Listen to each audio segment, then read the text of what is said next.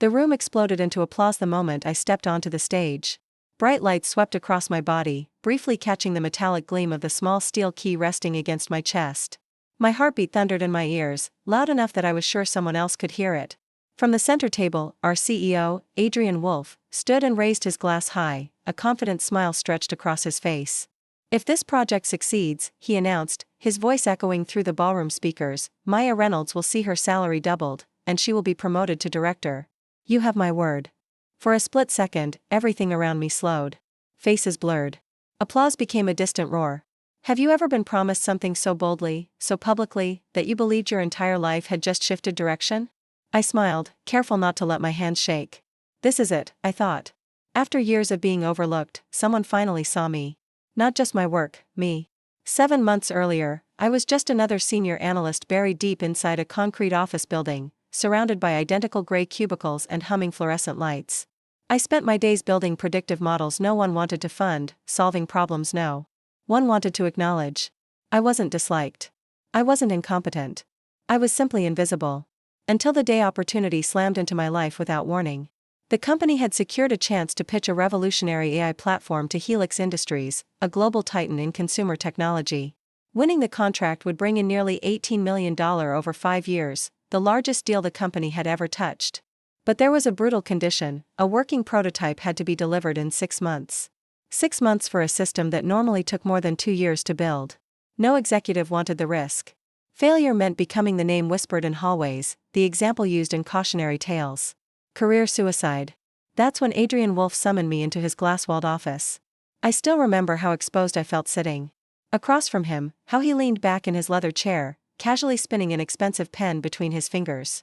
"You've always been underestimated, Maya," he said calmly, as if stating a simple fact. "How would you like the chance to prove everyone wrong?" I didn't ask what would happen if I failed. I didn't negotiate. I didn't hesitate. I said yes. From that moment on, my life dissolved into deadlines and determination. Late nights bled into early mornings. Cold coffee replaced meals. I slept on office couches, missed family gatherings, ignored my own reflection, growing sharper and more exhausted by the week. I became the project. Every line of code, every strategic decision, every risk flowed through me. And somehow, against every odd, it worked. The AI system didn't just meet expectations. It shattered them. Our demo outperformed 2 Fortune 500 competitors. Helix executives leaned forward instead of checking their phones. They asked questions, real questions. By the end of the presentation, I knew we had won. The contract was signed that same afternoon. Now, 7 months later, I was standing under blinding lights at the company's anniversary gala while applause washed over me like a wave. Adrian grabbed the microphone again, his voice thick with pride as he praised innovation, teamwork, and vision. Then he paused, turned, and pointed directly at me. "There's one person who embodies all of that," he said. "Maya Reynolds." I stepped forward as the crowd erupted. People clapped my shoulders. Some whistled. My direct manager gave me a smile she had never given me before. I reached instinctively for the key. Around my neck, a gift from my mother when I graduated college, my fingers trembling slightly. "If she succeeds," Adrian continued, raising his voice even higher, "I will personally double her salary and bring her into our leadership team."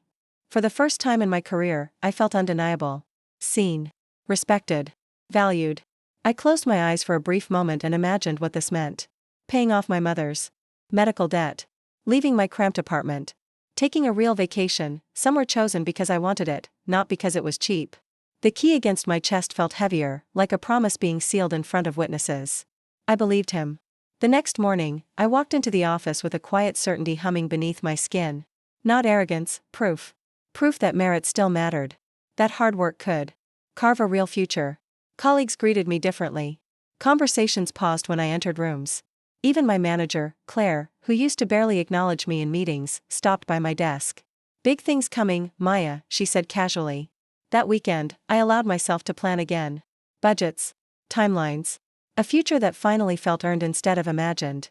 I called my mother and heard pride soften her voice. That single moment meant more to me than all the applause. A few days later, a calendar invite appeared on my screen: post-project recognition meeting, executive team plus Maya Reynolds. I stared at it for a long moment. This was it. The meeting where promises turned into reality. I spent the entire weekend preparing, not out of fear, but discipline. I treated the upcoming meeting like a courtroom appearance. Every metric, every decision, every risk I had absorbed during the Helix project was documented and organized with surgical precision.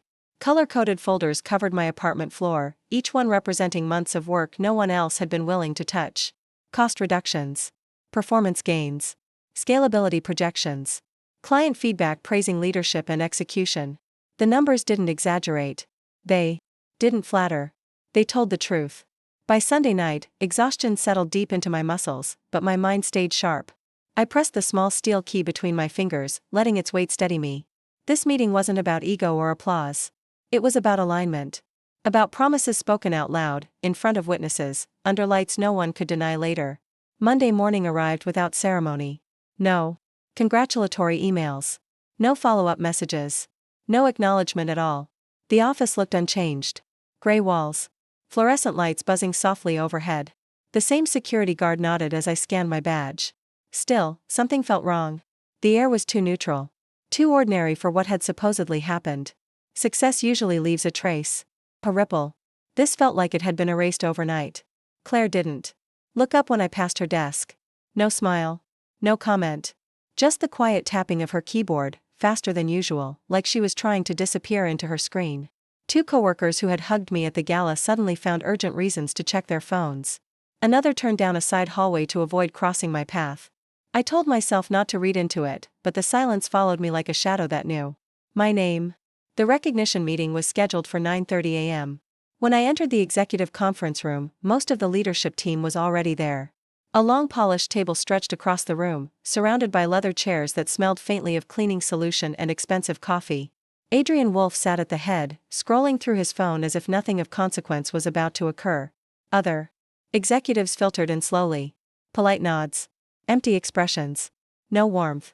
No tension either, which somehow felt worse. I placed my folders neatly in front of me and took my seat. "Good morning," I said, my voice steady. No one responded. Adrian finally looked up. His eyes lingered on me for just a second too long before he tapped his pen against the table, once, twice, and cleared his throat. "Let's begin." My shoulders squared automatically. Muscle memory from years of defending decisions no one else wanted to own. "First of all," he said smoothly, "congratulations to the entire team on the success of the Helix initiative." It was a strong example of cross-department collaboration. Entire team. The phrase settled uneasily in my chest. In the spirit of teamwork, Adrian continued, "We've decided to recognize all contributors equally with a small token of appreciation." He reached beneath the table and pulled out a stack of glossy envelopes. They were passed around casually, like party favors at a conference dinner. When one slid toward me, I paused before opening it, already sensing something wasn't right. The room felt too relaxed. Too resolved. Inside was a voucher. A 5-day mid-tier Caribbean cruise. That was it. No salary discussion. No promotion. No mention of the promise made under stage lights, broadcast across the room, recorded on more than one phone. I lifted my gaze slowly. Adrian met it with a relaxed smile, as if nothing unusual had occurred, as if rewriting reality was part of the agenda. "I trust you'll enjoy the break," he said lightly. "You've earned some rest." A few executives chuckled politely. One nodded, avoiding my eyes. I waited. Surely there was more. Surely this wasn't the entire conversation. My folders sat unopened, untouched, like evidence no one intended to review. But it was. Chairs scraped back. Papers were gathered. Side conversations began before the meeting had even officially ended. One by one, they stood and left the room. No explanation. No acknowledgement. No eye contact. I stayed. Seated long after the room emptied, staring at my reflection in the glass wall. Calm on the outside. Cracked underneath. The silence wasn't loud, but it was absolute. That's when I heard voices outside. Two junior executives passed by, unaware I was still inside. "She really thought she'd make director," one whispered. A pause. "Well, it's not like they'd give that kind of power to someone like her." Someone like her. The words didn't explode. They sank. Deep. Permanent. I gathered my folders slowly, forcing control into every movement. The steel key at my neck burned against my skin, no longer warm with promise, but heavy with betrayal. For the first time, it felt less like a symbol and more like a reminder of how easily symbols are used to keep people compliant. That afternoon, I walked through the office. Unnoticed. Balloons bobbed in the break room. Cake sat half-eaten on paper plates. Forced laughter echoed off the walls. Someone offered me a slice, smiling awkwardly, eyes darting away before I could respond. I declined. The celebration wasn't for me. It was for the illusion that fairness existed, that contribution and reward moved in parallel lines. That night, alone in my apartment, I unclasped the necklace and let the key rest in my palm. I thought about my mother. About sacrifice. About patience. About how often people like me were told to wait, to trust, to stay grateful while others quietly stepped ahead. And in that quiet moment, something inside me shifted. What if the problem wasn't that I hadn't earned the key, but that I had been waiting for permission from people who never intended to open the door? The thought didn't make me angry. It made me clear. For the next few days, I said very little. Not because I had nothing to say, but because silence had become more useful than words. At work, people interpreted my calm as acceptance. They mistook my composure for defeat. That misunderstanding would become their greatest advantage, and eventually, their most expensive mistake. I stopped participating in casual conversations. No lunches. No hallway chatter. No reactions. I arrived early, left on time, and executed my responsibilities with flawless precision. Not exceptional. Not memorable. Just perfect enough to raise no suspicion. Inside, however, something had changed permanently. I began to observe instead of react. Who spoke first in meetings? Who waited for approval? Who avoided responsibility unless credit was guaranteed? Who passed information sideways instead of upward? Patterns emerged quickly when emotion was removed. The office wasn't chaotic, it was predictable. And predictability, once identified, could be used. Adrian liked control, but avoided confrontation. He delegated risk downward and absorbed praise upward. Claire acted friendly, but documented everything defensively, preparing for blame rather than progress. Two executives I had barely noticed before revealed themselves as gatekeepers, not leaders, but filters. They didn't create value. They controlled access to it. Power, I realized, wasn't loud. It was procedural. That week, I requested access to archived client data under the pretense of optimization analysis. No one questioned it. Why would they? I was still the reliable one. The overprepared one. The woman who never caused trouble. Late evenings became routine again, but this time, I wasn't fixing problems. I was mapping leverage. Contracts told stories people forgot they had written. Timelines exposed decisions that had been rushed, disguised, or quietly approved without oversight. Client emails revealed which relationships were fragile, which ones were held together by personal trust rather than company loyalty. And trust, unlike contracts, could move. I didn't copy anything. I didn't download anything. I didn't cross a single legal boundary. I memorized. At home, my apartment transformed into something new. Not a war room, that implied chaos. This was closer to a laboratory. A whiteboard covered one wall. Not names, but roles. Not accusations, but dependencies. Arrows, timelines, pressure points. Who needed whom to survive the next quarter? Who couldn't afford disruption? Who was already preparing an exit but hadn't yet admitted it? Every organization claims to value transparency. In reality, they survive on selective blindness. And I could see clearly now. One evening, as rain streaked down the windows, my phone buzzed.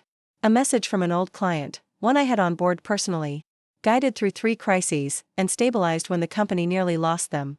Quick question, it read. Are you still with the firm? I stared at the screen longer than necessary. Yes, I replied. Why? A pause. Then, just checking. If that ever changes, let me know. That was the moment my mindset shifted. They weren't loyal to the logo.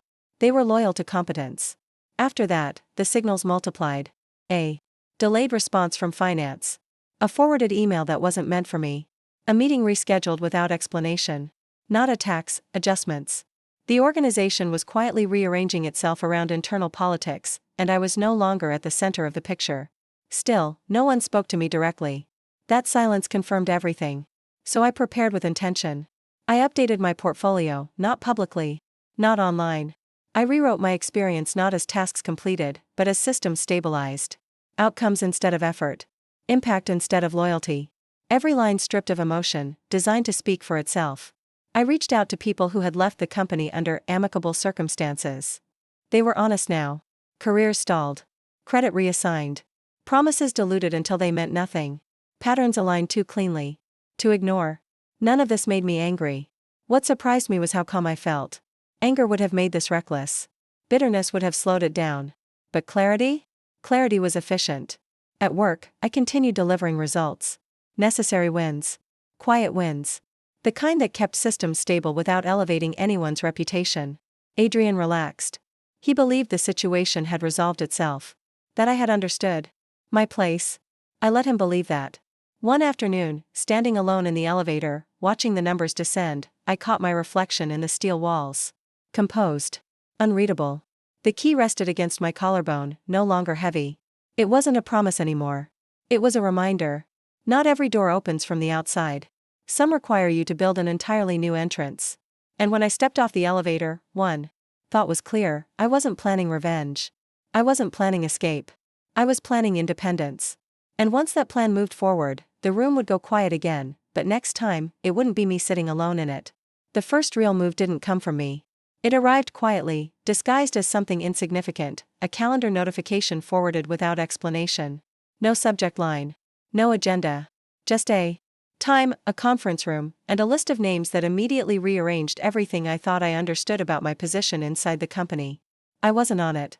That absence spoke louder than any confrontation ever could. At first glance, it looked harmless. Another internal alignment meeting. Strategy. Budget forecasts. Leadership sync. The kind of meeting people pretended not to dread. But I had learned to recognize patterns long before they announced themselves. These meetings didn't exist to make decisions.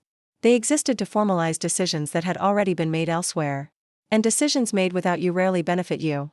I didn't ask anyone about it. I didn't challenge the omission. I waited. At the scheduled time, I passed the glass-walled conference room slowly, a cup of coffee warming my hands. Eyes fixed straight ahead. Inside, the seating arrangement told its own story. Adrian at the head of the table, relaxed, perfectly composed. No tension in his posture. No urgency in his gestures. That calm was intentional. People don't look that comfortable when they're unsure. They look that way when outcomes are locked in. As I walked past, fragments of conversation slipped through the door, just enough to form a picture.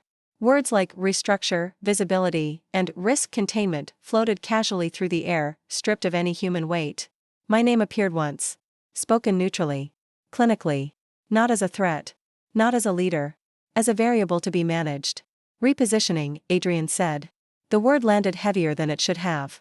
Repositioning didn't mean growth. It meant limitation. It meant narrowing influence. While preserving appearances. And in that moment, I understood something that took others years to grasp. The promise I had been given wasn't being broken loudly. It was being erased quietly, through process, through structure, through omission. That evening, I didn't work. For the first time in months, I didn't open dashboards, review metrics, or prepare contingency plans. I sat alone in my apartment, lights off, city noise seeping in through cracked windows, and let reality settle into my chest without resistance. There was no anger. No panic. Only clarity. You don't forget to include someone in a meeting that defines their future. You exclude them because you believe their role is already decided. As if to remove any remaining doubt, my phone buzzed shortly after midnight. No name. No greeting. Just a single line of text. Are you open to a conversation outside your current structure?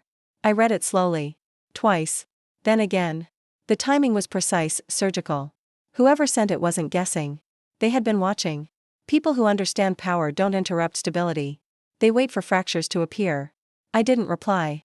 Instead, I placed the phone face down and stared at the ceiling, replaying the past months with brutal honesty. The gala. The applause. The public promise. The gradual withdrawal of access. The delayed responses. The meetings where my voice mattered less each time. None of this was sudden. It was methodical. 2 days later, we met. No office. No logos. No corporate performance. A neutral space chosen deliberately to strip hierarchy from the room. He arrived alone, on time, no assistant, no theatrics. That alone told me he wasn't trying to impress me. He didn't pitch. He didn't persuade. He asked questions. Not about loyalty. Not about internal politics. About systems. About pressure points. About where organizations crack when profit overrides integrity. About who usually absorbs the consequences of decisions made far above them. He wasn't measuring my resume. He was measuring my independence. When he explained the role, it wasn't framed as an escape hatch or rebellion. There was no urgency, no emotional leverage. Just structure. Authority tied directly to outcomes. Decision-making power aligned with accountability. A position designed around ownership, not permission. No inflated title. No empty praise. Just leverage. I asked for time. Not because I needed convincing, but because timing is everything. Power isn't about Moving fast. It's about moving when momentum is irreversible. Back at the office, the atmosphere had shifted. Conversations softened. Emails became carefully worded. Meetings adjusted without explanation. Adrian spoke to me less, but watched more. He sensed motion without understanding its direction, and uncertainty made him cautious. The organization had already chosen my future. They just hadn't officially delivered it yet. That night, I opened a document I had written weeks earlier and reread it line by line. My resignation letter. Clean. Precise. Emotionless. Written not in anger, but in completion. I didn't send it. I saved it. Because one truth had become undeniable: I hadn't been pushed out. I had been outgrown. And the opportunity waiting beyond those glass walls wasn't a rescue. It was recognition. The kind that doesn't ask you to prove your worth, only to decide where you're willing to apply it. The final shift didn't announce itself. There was no dramatic confrontation. No raised voices. No slammed doors. Just silence, the kind that settles in when people realize, far too late, that control has already slipped through their fingers and there's nothing left to grab. The morning I submitted my resignation, the office looked exactly the same. The same sterile lighting. The same glass walls designed to look transparent while hiding everything that mattered. The same carefully managed calm. But I wasn't the same person moving through it anymore. I wasn't anxious. I wasn't angry. I wasn't hopeful. I was finished. The letter itself was short. 2 paragraphs. Clean language. No emotion. No blame. No explanations designed to soothe anyone's conscience. Just dates, intent, and finality. I sent it directly to Adrian and HR, closed my laptop, and stood up to make coffee like it was any other morning. That normality confused them more than rage ever could. The reaction took exactly 23 minutes. First came the email from HR, polite, confused, asking for a quick sync to clarify next steps. Then came Adrian's message. 1 sentence. Casual on the surface. Calculated underneath. Can you come by my office? I didn't reply. I didn't need to. When he eventually appeared in the doorway of my office, his posture had changed. Not panicked. Not angry. But alert. Like someone who had just realized the ground beneath him wasn't as solid as he believed. This feels sudden, he said, leaning against the doorframe, attempting familiarity. It wasn't sudden. It only felt sudden because he assumed I would wait. Wait for the next promise. Wait for the next adjustment. Wait for permission to matter. I told him I appreciated the opportunity. I thanked him for the experience. I said I had made a decision aligned with my long-term trajectory. Nothing more. Nothing less. He nodded slowly, processing not my words, but the loss of leverage behind them. Then he tried. A revised offer. A newly crafted title. Language about strategic realignment and future visibility. All the words that arrive once control is already gone. I listened without interrupting. I didn't argue. I didn't smile. I let him finish every sentence, every justification, every attempt to rewrite history in real time. When he finally stopped talking, I said 1 sentence. I needed this 6 months ago. That was it. No debate followed. No negotiation. The meeting ended quietly, without ceremony. No handshake. No hostility.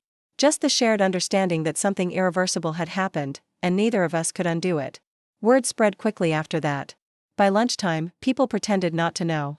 By mid-afternoon, they pretended to be supportive. Calendar invites for farewell drinks appeared. From colleagues who hadn't acknowledged my existence in months. I declined them all. Closure doesn't require an audience. At 4:47 p.m., I packed my desk. Not because I was asked to, but because there was nothing left to wait for. A notebook. A framed photo. A pen I liked more than the others. Nothing sentimental. Nothing heavy. Just the essentials.